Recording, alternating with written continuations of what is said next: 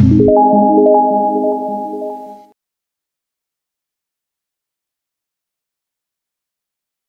I am doctor Mohini Chikhalande. Welcome to क्रियाशारीर lecture series. आजच्या लेक्चरमध्ये आपण अस्थि धातूबद्दल अभ्यास करणार आहोत.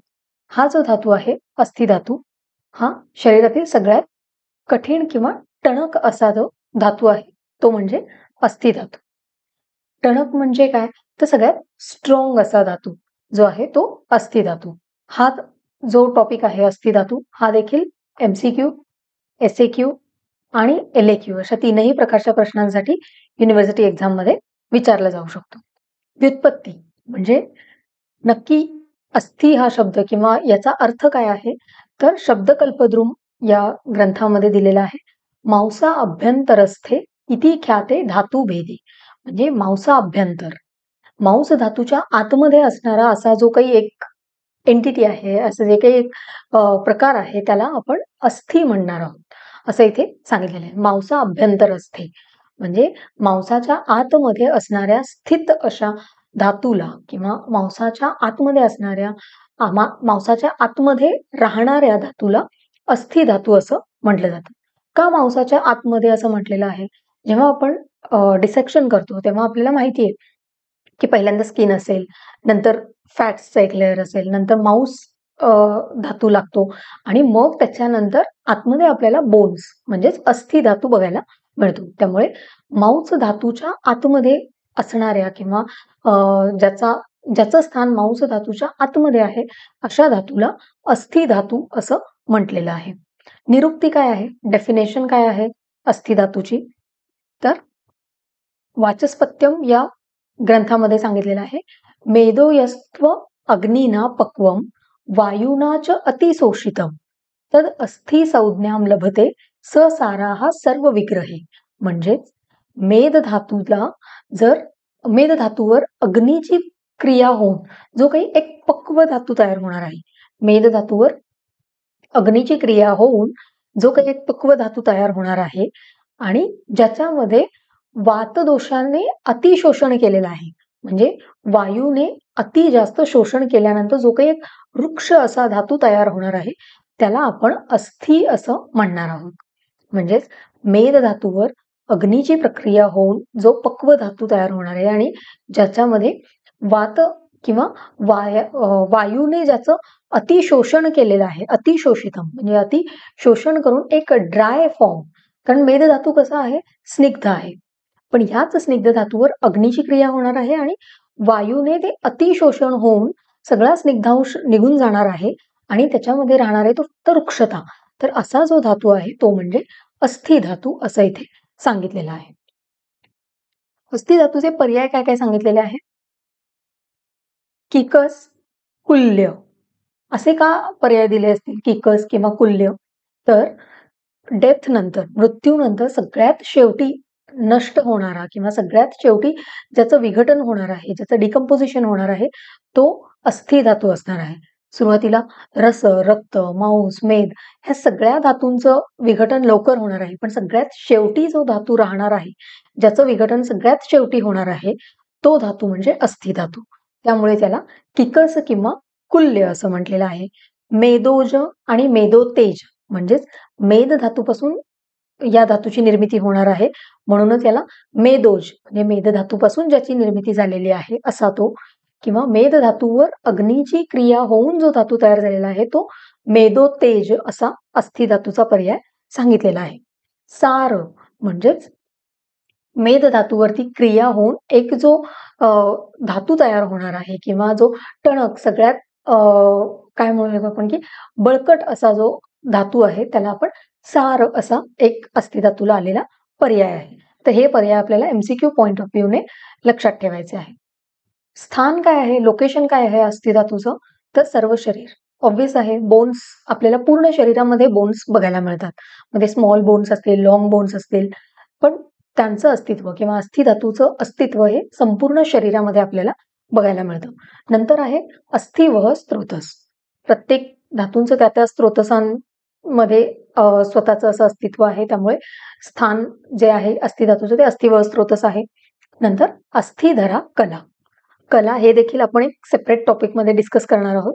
जशी मेदोधरा कला होती तशीच अस्थिधरा कला हे देखील अस्थि धातूचं स्थान सांगितलेलं आहे. त्यामुळे अस्थि धातूचं स्थान काय काय आहे? सर्व शरीर म्हणजे पूर्ण शरीरामध्ये अस्थि धातू बघायला मिळणार आहे.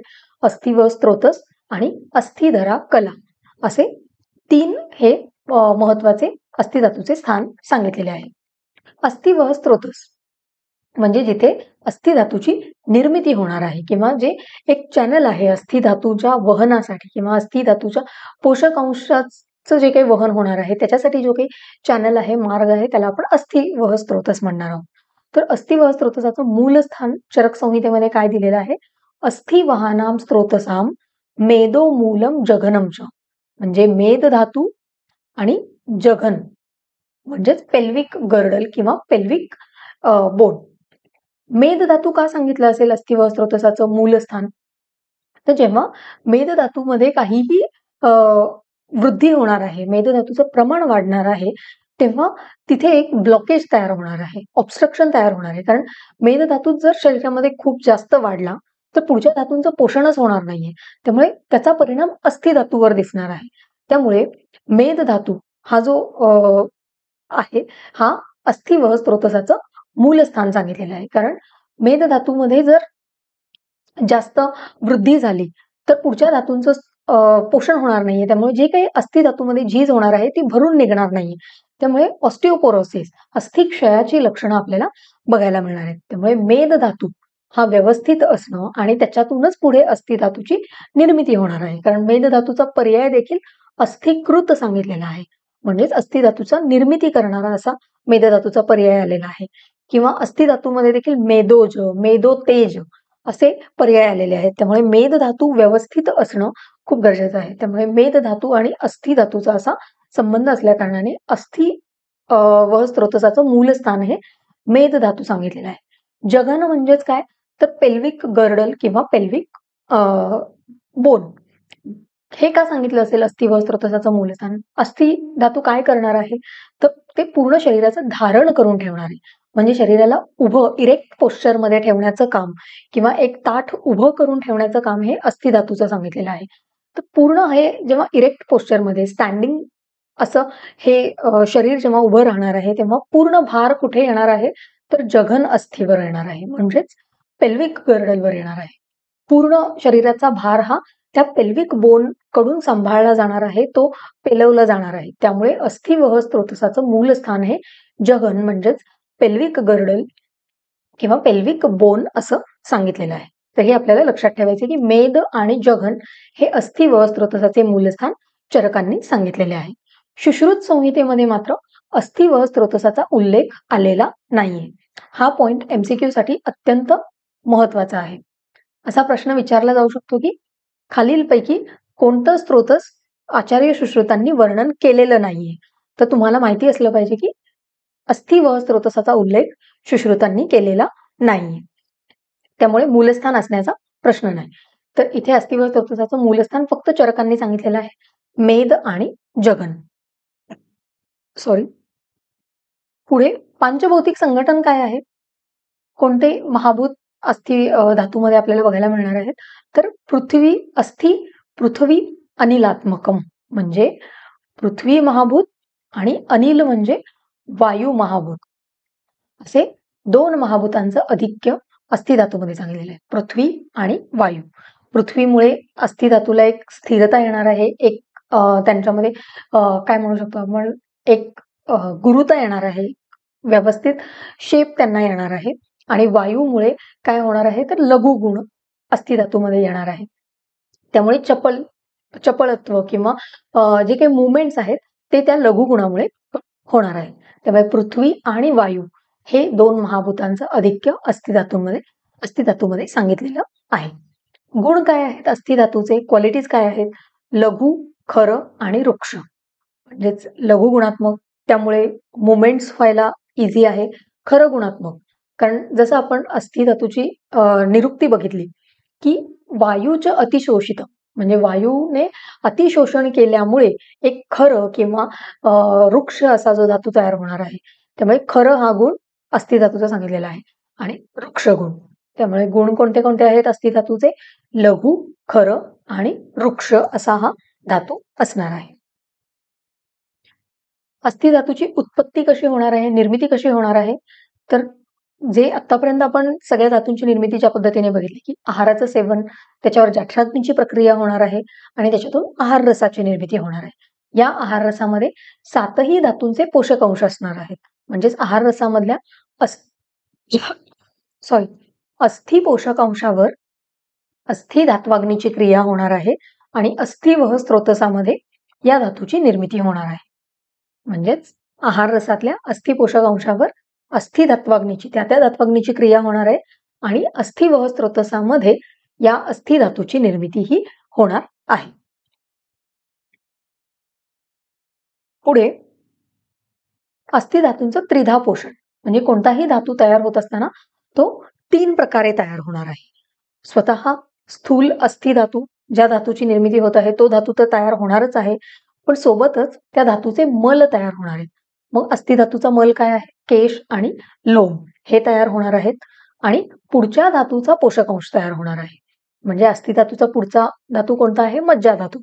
तर त्या धातूचा पोषक अंश अशा पद्धतीने त्रिधा म्हणजे 3 फॅक्टर्स इथे तयार होणार आहे. कोणते कोणते? स्थूल अस्थि धातू, अस्थि धातूचा मल, केश आणि लोम आणि पुढचा धातू त्याचा पोषक अंश म्हणजे मज्जा धातूचा पोषक अंश, मज्जा पोषक अंश इथे आपल्याला निर्माण झालेला किंवा तयार होताना दिसणार आहे, ज्याला आपण अस्थि धातूचं त्रिधा पोषण म्हणतो. म्हणजे फक्त अस्थि धातूच तयार होणार आहे का निर्मिती किंवा अस्थि धातूची निर्मिती होत असताना फक्त अस्थि धातू होईल का? तर नाही, त्याच्यासोबत अस्थि धातूचा मल आणि पुढचा जो धातू आहे मज्जा धातू त्याचा मज्जा पोषक अंश देखील इथे तयार होणार आहे. कार्य काय सांगितलेलं आहे अस्थि धातूचं? तर सुश्रुत संहितेमध्ये अस्थिनी देहधारणम मज्जा पुष्टिंच म्हणजे देहाचं धारण करायला सांगितलेलं आहे. म्हणजे हे त्याचं काम सांगितलेलं आहे अस्थि धातूचं. जसं आपण बघितलं की अस्थि धातू काय करणार आहे तर बॉडीला इरेक्ट पोश्चरमध्ये ठेवणार आहे. बॉडीला एक उभं करून ठेवण्याचं, एक व्यवस्थित स्टँडिंग पोझिशन मध्ये ठेवण्याचं काम हे अस्थि धातूचं आहे. त्यामुळे देहधारण म्हणजे शरीराला धारण करून ठेवण्याचं, शरीराला टिकवून ठेवण्याचं काम, एक पद्धतीने शरीराचं पोश्चर मेंटेन करून ठेवण्याचं काम हे अस्थि धातूचं सांगितलेलं आहे. आणि ऑब्व्हियसली पुढचा धातू मज्जा धातू आहे, त्यामुळे मज्जा धातूचं पोषण करणं, मज्जा धातूची पुष्टी करणं हे देखील अस्थि धातूचं काम सांगितलेलं आहे. अष्टांग हृदय किंवा वाग्भट संहितेमध्ये अस्थि धातूचं काम काय सांगितलेलं आहे तर ज्या पद्धतीने प्रत्येक धातूंची श्रेष्ठ कर्म सांगितलेले आहेत त्या पद्धतीने अष्टांग हृदयामध्ये अस्थि धातूचं काम हे धारण सांगितलेलं आहे.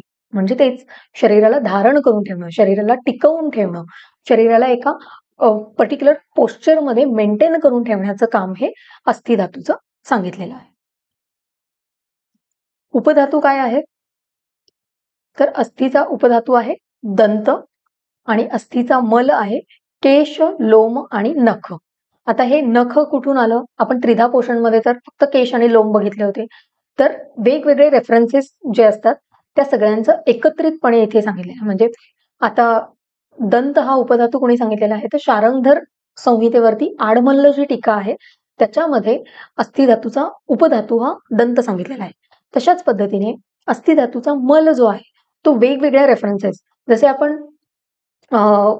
स्त्रोतसांचं जे काही मूळ स्थान आहे किंवा जे काही वृद्धी क्षयाची लक्षणं आहेत, कार्याची जसे वेगवेगळे चरक संहिता, सुश्रुत संहिता बघतो, त्याच पद्धतीने अस्थि धातूचा मल हा जो आहे हा देखील वेगवेगळ्या रेफरन्सने 3 मल सांगितलेले आहेत, केश, लोम आणि नख. हे आपल्याला लक्षात ठेवायचं. हा पॉइंट एमसीक्यू साठी इम्पॉर्टंट आहे. दंत हा कोणत्या धातूचा उपधातू आहे तर अस्थि धातूचा उपधातू दंत आहे आणि अस्थि धातूचा मल आहे केश, लोम आणि नख. त्याच्यानंतर टोटल शरीरामध्ये अस्थींची संख्या किती आहे, एकूण अस्थी किती आहेत शरीरामध्ये तर सुश्रुतांनी सांगितलेले आहेत 300 अस्थी शरीरामध्ये आहेत. पूर्ण शरीरामध्ये एकूण अस्थींची संख्या सुश्रुतांनी 300 सांगितलेली आहे. आणि ह्या अस्थींचे प्रकार देखील सांगितलेले, 5 प्रकारच्या अस्थी शरीरामध्ये असतात.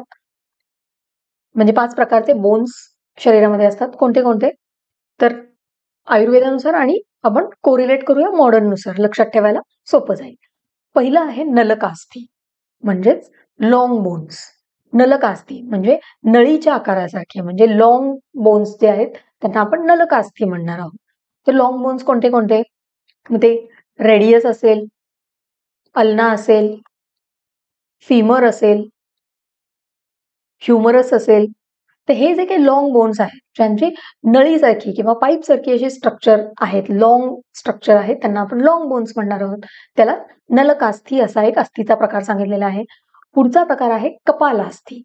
कपालास्थी म्हणजेच फ्लॅट बोन्स. एक प्रकारे फ्लॅट कम्प्लिटली, म्हणजेच काय तर स्कॅप्युला सारखा जो बोन आहे तो फ्लॅट बोन मध्ये येतो, कारण ते पूर्ण त्यांचं सरफेस कसं आहे, फ्लॅट आहे, त्यामुळे फ्लॅट बोन्स म्हणजेच कपालास्थी. तिसरा प्रकार आहे मंडलाकार अस्थी, म्हणजे जे थोडेसे सर्क्युलर असे असणार आहे, मंडलासारखे, म्हणजे ज्यांचं स्ट्रक्चर थोडंसं सर्क्युलर आहे. असे कोणते आहेत तर वर्टेब्रे. मग ते थोरॅसिक वर्टेब्रे असतील किंवा सर्वायकल वर्टिब्रे असतील. तर हे जे आहेत वर्टिब्रे म्हणजे ज्यांचा आकार थोडासा सर्क्युलर किंवा गोलाकार आहे, त्यांना आपण मंडलाकार अस्थी म्हणणार आहोत. चौथा प्रकार आहे रुचकास्थी. रुचकास्थीमध्ये टिथ जे आहेत हे रुचकास्थीचा प्रकार सांगितलेला आहे. आणि पाचवा जो आहे तो म्हणजे तरुणास्थी, म्हणजेच कार्टिलेजिस. तर अशा प्रकारे एकूण 300 जे अस्थी शरीरामध्ये सुश्रुतांनी सांगितलेले आहेत, त्याचे 5 प्रकार कोणते कोणते आहेत? नलकास्थी, कपालास्थी, मंडलाकार अस्थी, रुचकास्थी आणि तरुणास्थी. नलकास्थीलाच आपण लॉंग बोन्स म्हणणार आहोत. मग ते ह्युमरस असेल, फीमर असेल, रेडियस, अल्ना असेल, टिबिया, फिब्युला असेल, जे लॉंग आहेत त्यांना लॉंग बोन्स म्हणणार आहोत. कपालास्थीमध्ये म्हणजे फ्लॅट बोन्स कोण आहे तर स्कॅप्युला आहे. मंडलाकार अस्थी म्हणजे सर्क्युलर किंवा गोलाकार असे असणारे वर्टिब्रे, मग ते थोरॅसिक वर्टिब्रे असतील किंवा सर्वायकल वर्टिब्रे असतील. रुचकास्थी म्हणजेच टिथ आणि सगळ्यात शेवटी म्हणजे तरुणास्थी म्हणजेच कार्टिलेजिस. तर हे अस्थींचे 5 प्रकार इथे सांगितलेले आहेत. त्याच्यानंतर अस्थी धातुसारता. प्रत्येक धातूंचं जर प्युरेस्ट फॉर्म त्या धातूंची जेव्हा जेव्हा प्युरेस्ट फॉर्म शरीरामध्ये असणार आहे किंवा उत्तम क्वालिटीचा धातू जर शरीरामध्ये असेल तर सारतेची लक्षणं आपल्याला त्या व्यक्तीमध्ये बघायला मिळणार आहे. त्याच पद्धतीने अस्थी धातू जर त्याच्या प्युरेस्ट फॉर्म उत्तम क्वालिटीज मध्ये असेल तर त्या व्यक्तीच्या शरीरामध्ये काय लक्षणं आपल्याला बघायला मिळणार आहेत तर त्याला आपण अस्थी धातू सारता म्हणणार. चरक संहितेमध्ये आलेला रेफरन्स आपण आधी बघूया. म्हणजे पार्ष्णी, गुल्फ, जानू, अरत्नी, जत्रु, चिबुक, शिराहा, पर्वस्थूलाः, स्थूलास्थी, नखदंताश्च अस्थिसाराः. म्हणजेच काय सांगितलेलं आहे? पार्ष्णी म्हणजे हिल्स, टाच जी आहे त्याला पार्ष्णी म्हटलं जातं. गुल्फ म्हणजे अँकल जॉईंट, जानू म्हणजेच नी जॉईंट, अरत्नी म्हणजे एल्बो जॉईंट, जत्रु म्हणजे क्लॅविकल बोन, चिबुक म्हणजे चिन हनुवटी, शिर म्हणजे हेड, पर्व म्हणजेच हात आणि पायांचे जे काही छोटे जॉईंट्स आहेत, मग मेटाकार्पल जॉईंट्स असतील किंवा मेटाटार्सल जॉईंट्स असतील, जे काही छोटे जॉईंट्स आहेत, पर्व म्हणजे हातापायांचे जे काही जॉईंट्स आहेत, बोटांचे स्पेसिफिकली हातापायांच्या बोटांमधले जे काही जॉईंट्स आहेत ते कसे असणार आहेत तर स्थूल असणार आहे. म्हणजे ते आकाराने जे काही ग्रंथोक्त प्रमाण दिलेलं आहे, प्रत्येक शरीरातल्या अवयवांचं प्रत्येक ऑर्गनसाठी एक प्रमाण दिलेलं आहे, तर त्या प्रमाणापेक्षा हे अस्थी धातुसारतेच्या व्यक्तीमध्ये हे जे अवयव आहेत हे प्रमाणापेक्षा थोडेसे मोठे स्थूल असे आपल्याला बघायला मिळणार आहे. स्थूल अस्थी नख दंत, आणि या व्यक्तींची नख आणि दात देखील हे जास्त स्थूल म्हणजे मोठे असे आपल्याला बघायला मिळणार. म्हणजे नॉर्मल ग्रंथोक्त प्रमाणापेक्षा हे मोठे असे आपल्याला हे अवयव अस्थी धातुसारतेच्या व्यक्तीमध्ये बघायला मिळणार. ही व्यक्ती कशी असणार आहे तर महोत्साही म्हणजे एकदम एन्थुझियास्टिक, भरपूर उत्साह असणारी अशी ही व्यक्ती असणार आहे. क्रियावंत म्हणजे सतत कर्मशील, काही ना काही काम करत राहणार आहे. क्लेशसह, ह्या व्यक्तीला क्लेश सहन करण्याची म्हणजे शारीरिक कष्ट सहन करण्याची क्षमता या व्यक्तींमध्ये असणार आहे. सार स्थिर शरीराः, आणि या व्यक्तींचं शरीर कसं असणार आहे? स्थिर आणि सारवान, म्हणजे अस्थि धातू उत्तम असल्या कारणाने अस्थि धातूंची झीज खूप कमी प्रमाणात या व्यक्तींमध्ये होत असल्याने शरीर कसं असणार आहे? एक फिजिकल बिल्ट स्ट्रॉंग असणार आहे, सारवान असं शरीर असणार आहे. त्यामुळे ही व्यक्ती कशी असणार आहे? भवंती आयुष्मंतश्च. त्यामुळे ह्या व्यक्तीचं आयुष्य कसं असणार आहे? दीर्घ असणार आहे, म्हणजे ही व्यक्ती दीर्घायुषी असणार आहे. म्हणजेच काय सांगितलेलं आहे? हे जे काही अवयव सांगितलेले आहेत, पार्ष्णी, गुल्फ, जानू, अरत, हे सगळे अवयव जे आहेत ते ग्रंथोक्त प्रमाणापेक्षा स्थूल म्हणजे प्रमाणापेक्षा जास्त थोडेसे मोठे असणार आहेत. आणि ही व्यक्ती उत्साही असणार आहे, कोणतंही काम करण्यासाठी नेहमी एन्थुझियास्टिक असणार आहे, नेहमी काही ना काही काम करत राहणार आहे, कर्मशील. काही व्यक्ती असतात ज्यांना दुपारची अजिबात झोप येत नाही किंवा ते कोणत्याही कामात आळस करत नाही, प्रत्येक वेळी काही ना काही त्यांचं काम सुरू असतं. मग हे जे आहे हे क्रियावंत, म्हणजेच हे अस्थि धातुसारतेच्या व्यक्तीमध्ये आपल्याला बघायला मिळणार की सतत कर्मशील, काही ना काही काम करत राहायची या व्यक्तींना सवय असणार आहे. क्लेशसह म्हणजेच क्लेश सहन करण्याची, शारीरिक कष्ट करण्याची या व्यक्तींना आवड असणार आहे, व्यायामाची आवड असणार आहे. ह्या व्यक्तींची शरीरातली जी काही अस्थि धातूचं झीज कमीत कमी होत असल्या कारणाने ह्यांचं शरीर कसं असणार आहे? तर सार आणि स्थिर असणार आहे, म्हणजेच फिजिकल बिल्ट स्ट्रॉंग असणार आहे. त्यामुळे बोन्सची झीज किंवा अस्थि धातूची झीज ही कमीत कमी होणार आहे आणि त्यामुळे ही व्यक्ती कशी असणार आहे? तर आयुष्मंत म्हणजेच दीर्घायुषी अशी ही व्यक्ती असणार आहे. हे झालं चरक संहितेतलं अस्थि धातुसारतेचं लक्षण. सुश्रुत संहितेमध्ये काय सांगितलेलं आहे अस्थि धातुसारतेबद्दल? तर महाशिराहा, म्हणजे डोकं जे आहे ते ग्रंथोक्त प्रमाणापेक्षा, ग्रंथांमध्ये जे काही प्रमाण सांगितलेलं आहे त्याच्यापेक्षा जास्त मोठं असणार आहे. डोकं मोठं असणार आहे म्हणजेच काय? तर हेड सर्कम्फरन्स जो आहे तो जास्त असणार आहे. म्हणजे अस्थि धातुसार जर व्यक्ती असेल तर त्याचं हेड सर्कम्फरन्स हे इतर व्यक्तींपेक्षा जास्त असणार आहे. स्कंध म्हणजेच शोल्डर्स, खांदे. दृढ दंत हनु अस्थि नखम, म्हणजे शोल्डर्स, दात, हनु म्हणजे हनुवटी, चिन, अस्थि म्हणजे जे काही बोन्स आहेत ते, नख हे कसे असणार आहेत? दृढ असणार आहेत, म्हणजे स्ट्रॉंग असणार आहेत. यांच्यामध्ये हाडांची झीज किंवा अस्थींची झीज ही कमीत कमी प्रमाणामध्ये होणार आहे, असं सुश्रुत संहितेमध्ये अस्थि धातुसारतेचं लक्षण सांगितलेलं आहे. आता ह्या अस्थि धातूचं जर शरीरामध्ये प्रमाण वाढलं किंवा अस्थि धातूची वृद्धी झाली तर काय लक्षणं बघायला मिळणार आहेत? तर सुश्रुत संहितेमध्ये काय सांगितलेलं आहे?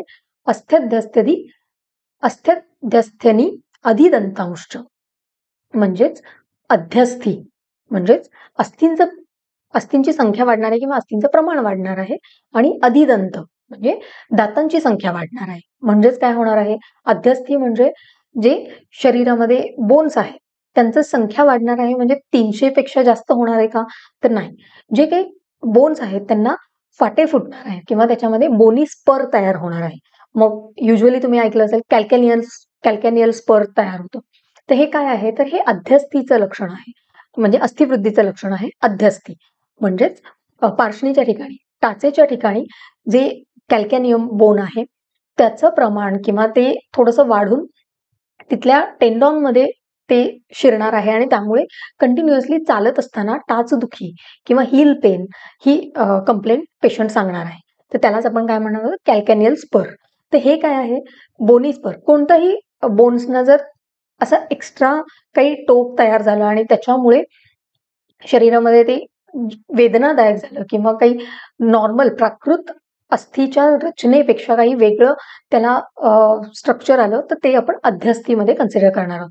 मग ते ऑस्टिओफाइट्स असतील, कारण बऱ्याचदा आपण जेव्हा एक्सरे बघत असतो तर बऱ्याचदा एज फॅक्टर हा देखील आहे की ऑस्टिओफाइट्स आपल्याला बघायला मिळतात. तर हे जे आहे हे अध्यस्थी आहे, म्हणजे शरीरामध्ये अस्थींची वृद्धी झालेली आहे असं आपण म्हणू शकतो. पुढे आहे अधिदंतांश, म्हणजे दातांची संख्या वाढणार आहे. तर टोटल नॉर्मल प्राकृत दातांची संख्या किती आहे? तर 32. तर काही लोकांमध्ये एक एक्स्ट्रा दात आपल्याला बघायला मिळतो जेव्हा ते स्माईल करतात किंवा बोलत असतात तेव्हा आपल्याला युजुअली एक एक्स्ट्रा दात आपल्याला कधी कधी बघायला मिळतो. दातावरती दात येणं हे जे आहे हे अधिदंत मध्ये कन्सिडर केलं जातं. ते युजली मॅक्झिलरी इन्सिजर्स जे आहेत, मॅक्झिलरी इन्सिजर्स त्याच्यामध्ये हे अधिदंत किंवा एक्स्ट्रा दात दिसण्याचं प्रमाण जास्त आहे. खूप रेअर केसेसमध्ये आपल्याला मोलार्सची संख्या पण वाढलेली बघायला मिळू शकते. तर हे काय आहे, तर शरीरामध्ये जेव्हा अस्थि धातूची वृद्धी होणार आहे तेव्हा आपल्याला ही लक्षणं बघायला मिळणार. अध्यस्थी म्हणजे अस्थींची संख्या वाढणार आहे आणि अधिदंत म्हणजे दातांची संख्या वाढणार आहे. पण ते कशा पद्धतीने ते आपण आता डिस्कस केलं. अष्टांग हृदयमध्ये काय सांगितलेलं आहे, तर अस्थ्यध्यस्थी दंतांश म्हणजे सेम अध्यस्थी आणि अधिदंत म्हणजे अस्थींची संख्या, बोनी स्पर्स होणार आहेत, ऑस्टिओफाइट्स बघायला मिळणार आहेत आणि अधिदंत म्हणजे एक्स्ट्रा दात आपल्याला त्या व्यक्तींमध्ये बघायला मिळणार. तर हे अस्थि वृद्धीचं लक्षण सांगितलेलं आहे. पण याच अस्थि धातूचा जर क्षय झाला तर काय लक्षण बघायला मिळणार आहे? जर अस्थि धातू शरीरामध्ये कमी झाला तर चरक संहितेमध्ये काय सांगितलेलं आहे, केश लोम नख श्मश्रू द्विज प्रपतनम म्हणजे काय सांगितलेलं आहे, केश स्काल्प हेअर, लोम म्हणजे बॉडी हेअर, नख नेल्स, श्मश्रू म्हणजे बियर्ड, द्विज म्हणजेच दात दंत यांचं प्रपतन होणार आहे. म्हणजे हे गळायला यांची सुरुवात होणार आहे. का असं सांगितलं असेल, तर अस्थि धातूंचा मल जो आहे तो केश लोम नख सांगितलेला आहे. अस्थि धातूचा उपधातू काय सांगितलेला आहे, दंत सांगितलेला आहे. तर ऑब्व्हियसली जर अस्थि धातूचा क्षय झाला तर या सगळ्यांवर देखील या गोष्टींचा परिणाम होणार आहे. त्यामुळे अस्थि धातूचा क्षय झाला तर आपल्याला हे केश लोम नख हे म्हणजे केस गळायला सुरुवात होणार आहे, बॉडी हेअर्स आपोआप गळायला सुरुवात होणार आहे, बियर्डची ग्रोथ कमी होणार आहे, नख जे आहेत ते तुटायला लागणार आहेत, नेल ब्रेक्स जे आहेत किंवा ब्रेकिंग ऑफ नेल्स ज्याला आपण म्हणतो ते होणार आहे, द्विज प्रपतन म्हणजेच दात पडायला लागणार आहे. तर हे जे आहे हे ज्ञेयम अस्थिक्षये लिंगम, मग हे जे लक्षण आहेत हे अस्थिक्षयामध्ये आपल्याला बघायला मिळणार आहेत. आणि संधी शैथिल्य म्हणजे सांधे गळून गेल्यासारखे असं हे लक्षण अस्थिक्षयामध्ये बघायला मिळणार आहे. तर असं का सांगितलं असेल, जर तुम्ही ऑब्झर्व केलं असेल तर बऱ्याचदा जेव्हा एजनुसार वार्धक्य यायला लागतं तेव्हा वात दोष शरीरामध्ये वाढलेला असतो, त्यामुळे अस्थि धातूचा क्षय व्हायला लागतो. कारण वात दोष आणि अस्थि धातू यांचा आश्रयी संबंध आहे, जो आपण पुढे सेपरेट टॉपिकमध्ये डिस्कस करणार आहोत. म्हणजे जर वात दोष शरीरामध्ये वाढला तर अस्थि धातूचा क्षय होणार आहे. त्यामुळे वार्धक्य अवस्था जी वृद्धावस्था आहे तेव्हा त्या अवस्थेमध्ये वातदोष नॅचरली वाढणार आहे. त्यामुळे शरीरामध्ये अस्थि धातूंचा क्षय होणार आहे आणि अस्थि धातूंचा क्षय झालेला असल्या कारणानेच आपल्याला बऱ्याचदा बघायला मिळतं की वृद्धावस्थेमध्ये त्यांचे दात पडत असतात. तर हे काय आहे, तर अस्थि धातूचा क्षय झाला म्हणूनच ही सगळी जी लक्षणं आता आपण बघितली, केश लोम नख श्मश्रू द्विज प्रपतनम, तर हे सगळे गळायला सुरुवात होणार आहे, हे पडायला सुरुवात होणार आहे. पण हे नॅचरल फिनॉमिनन आहे किंवा नॅचरल टेंडन्सी आहे. पण जर ही लक्षणं तारुण्यावस्थेमध्ये जर काही कारणाने अस्थिक्षय झाला असेल, ऑस्टिओपोरोसिस जर असेल, अस्थींची झीज अत्यधिक प्रमाणात झालेली असेल, जर ऑस्टिओपोरोसिस असं डायग्नोसिस झालं असेल एखाद्या पेशंटचं, तर त्याच्याकडे जर आपण व्यवस्थित लक्ष दिलं तर त्या व्यक्तीचे केस गळत असतात, त्याची नखं तुटत असतात, त्याचे जे काही बियर्ड मेल पेशंट असेल तर बियर्डची ग्रोथ कमी झालेली असते, ते दात इझिली ब्रेक होत असतात, अगदी थोडंसं काही टणक खाल्लं तरी दात पडला किंवा दात तुटला, हे कंप्लेंट्स पेशंट सांगत असतात. त्यामुळे अस्थिक्षयामध्ये आपल्याला ही लक्षणं बघायला मिळतात. आणि संधी शैथिल्य, कारण अस्थींचा क्षय झाला तर ऑब्व्हियसली संधी काय आहे, तर दोन किंवा दोनापेक्षा जास्त अस्थी एकत्र येऊन संधींची निर्मिती होणार आहे.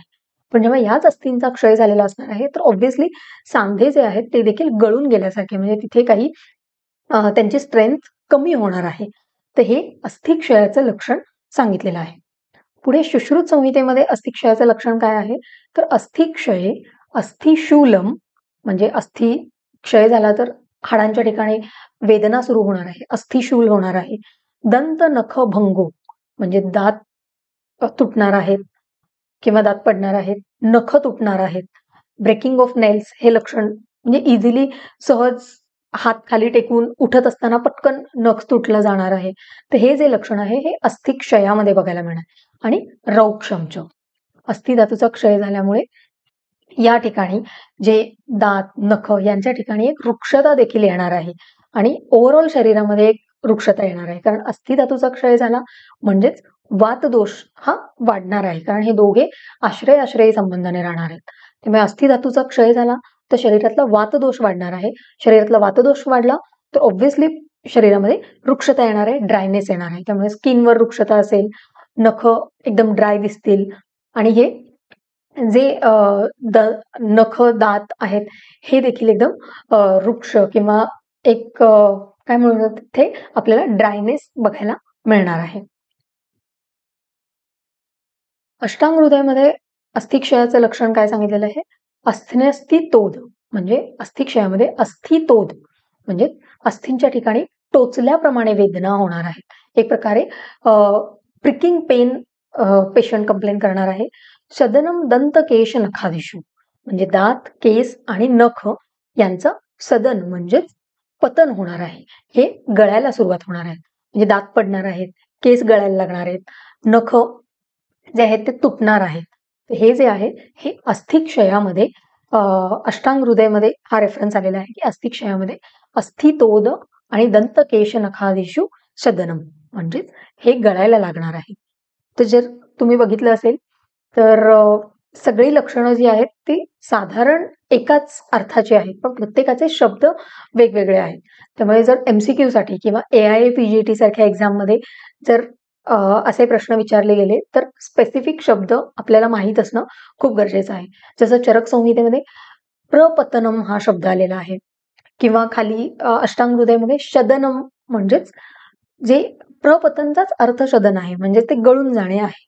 पण तिथे आपल्याला तोच शब्द वापरणं गरजेचं असतं जेव्हा MCQ साठी एखादा प्रश्न विचारला जातो किंवा AIA PGT सारख्या कॉम्पिटिटिव्ह एक्झाममध्ये जर असा प्रश्न विचारला गेला तर आपल्याला असे स्पेसिफिक शब्द माहीत असणं गरजेचं आहे.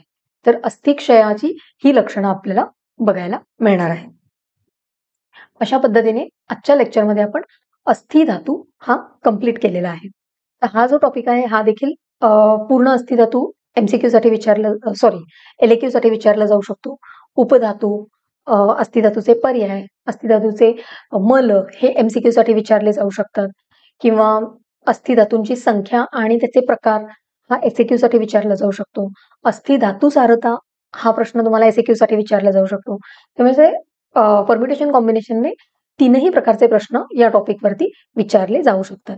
जे स्पेसिफिक शब्द आहेत ते जर लक्षात ठेवले आणि ते श्लोक जर पाठ करण्याचा प्रयत्न केला तर उत्तम राहील. जेणेकरून जर परीक्षेत प्रश्न विचारला गेला तर श्लोक लिहून खाली एक्सप्लेनेशन दिलेलं कधीही बेटर असेल, जेणेकरून जास्तीत जास्त मार्क्स तुम्हाला परीक्षेमध्ये स्कोअर करता येतील. तर अशा पद्धतीने अस्थिधातू इथे कंप्लीट झालेला आहे. नेक्स्ट लेक्चरमध्ये आपण याचा पुढचा जो धातू आहे मज्जा धातू त्याच्याबद्दल अभ्यास करणार आहोत. धन्यवाद.